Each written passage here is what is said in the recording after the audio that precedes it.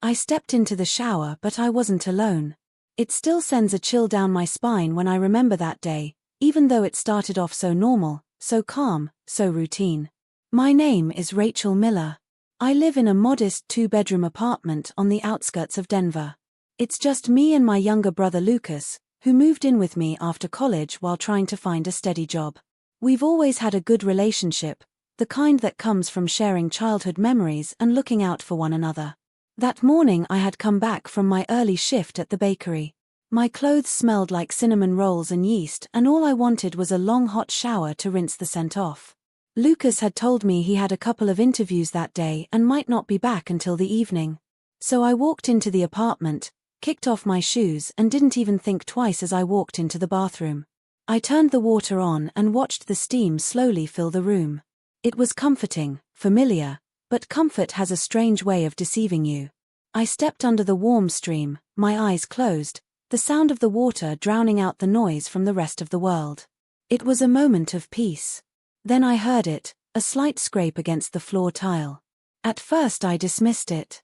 Maybe a bottle slipping in the corner or the old building creaking.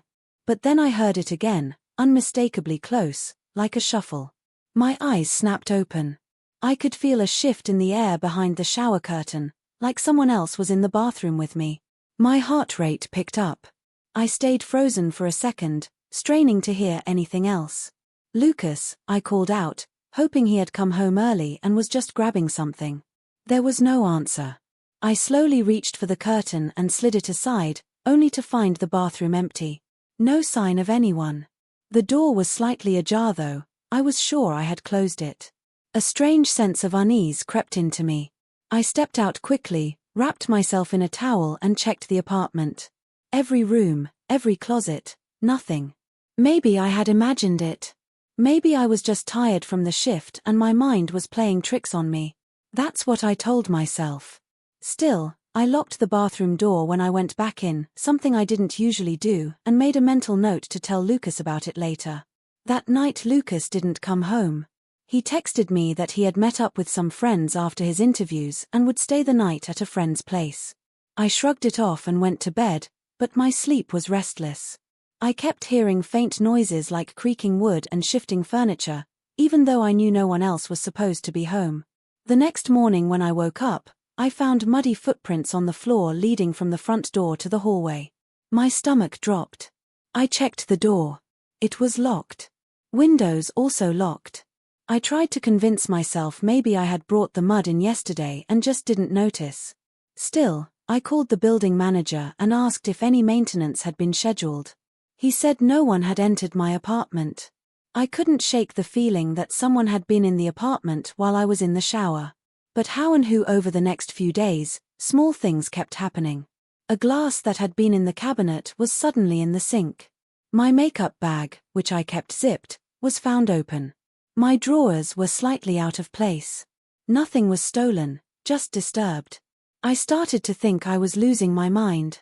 But then something happened that proved I wasn't. I came home from work one afternoon and found the shower running. The door was locked from the inside. My hands trembled as I knocked. No response. I called out again, louder this time. Still silence. I ran to the kitchen and grabbed a butter knife, jimmied the lock open with shaking fingers and pushed the door in slowly. The shower was indeed running, steam curling against the mirror, but no one was inside. The air was thick, the tiles still wet as if someone had just left moments before. I turned off the water and checked the entire apartment again. This time I found something, a grey hoodie I didn't recognize tucked under my bed. That's when it hit me. Someone had been inside. Someone was still coming inside. I called Lucas and told him everything. He rushed back that night, his face pale, as I showed him the hoodie. We decided to set up a few small cameras around the apartment. Nothing professional, just a few cheap ones we could sync to our phones. One in the living room, one in the hallway, and one outside the bathroom. For a few nights nothing happened.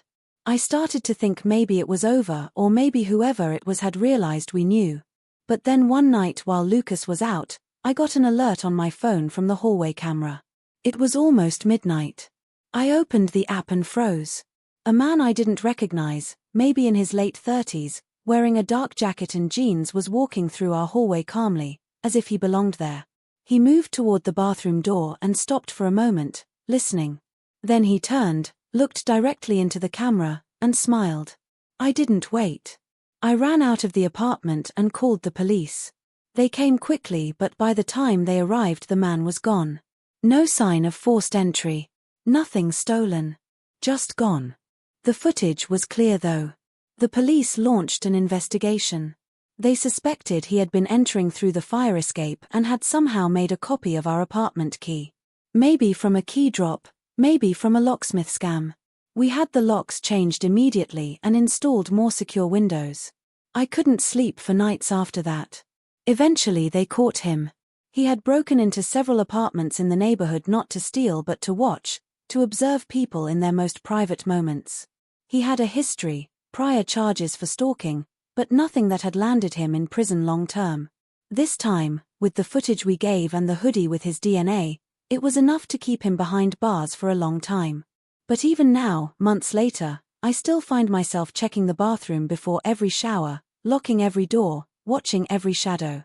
The idea that someone could be so close without you knowing, that they could be inside while you were vulnerable, unaware, is something you never really recover from. Lucas and I eventually moved. A new place, better locks, better security, but the memory lingers. The feeling of that moment, the helplessness of standing in the shower and realizing you're not alone, that never really fades. I share this story not to scare you but to remind you that safety isn't just about what's outside your home. Sometimes the real danger finds its way inside when you least expect it. If you're ever in the shower and feel something off, don't ignore it. Trust your instincts. I didn't at first, and I was lucky to get out unharmed. But not everyone is that lucky. What started as a strange noise in the shower became the scariest experience of my life. And I'll never again take that feeling for granted.